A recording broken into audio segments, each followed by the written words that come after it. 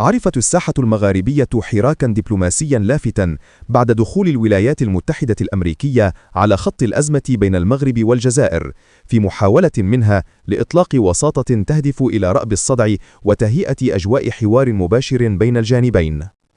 المبادرة الأمريكية جاءت تعبيراً عن رغبة واشنطن في الحفاظ على استقرار شمال إفريقيا وتجنب أي توتر قد ينعكس سلباً على الأمن الإقليمي، غير أن الموقف المغربي جاء حازماً وواضحاً منذ البداية. المغرب أكد استعداده الدائم للانخراط في أي مبادرة تهدف إلى إحلال السلام وتعزيز حسن الجوار، لكنه شدد على أن أي وساطة لن يكون لها معنى ما لم تبنى على أساس الاعتراف الكامل بسيادة المملكة على أقاليمها الجنوبية، ووقف كل أشكال الدعم السياسي والعسكري والمالي الذي تقدمه الجزائر لجبهة البوليساريو. الموقف المغربي يعكس تمسك الرباط بثوابتها الوطنية ورفضها لأي حلول وسط تمس بوحدتها الترابية.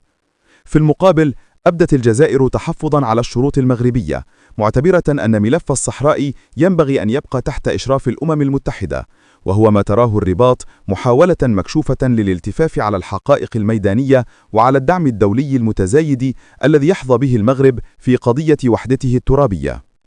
المراقبون يرون أن المغرب بات اليوم أكثر قوة وثقة بفضل الدعم المتنامي لمبادرته المتعلقة بالحكم الذاتي تحت سيادته،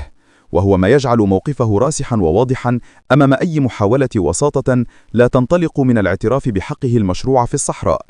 فالمملكة المغربية تؤكد باستمرار أنها منفتحة على الحوار والتعاون، لكنها لن تقبل أبدا أي نقاش أو وساطة ما لم تحترم سيادتها ووحدة أراضيها، معتبرة أن دعم الكيان الوهمي للبوليساريو يشكل عقبة أمام السلام والاستقرار في المنطقة بأسرها.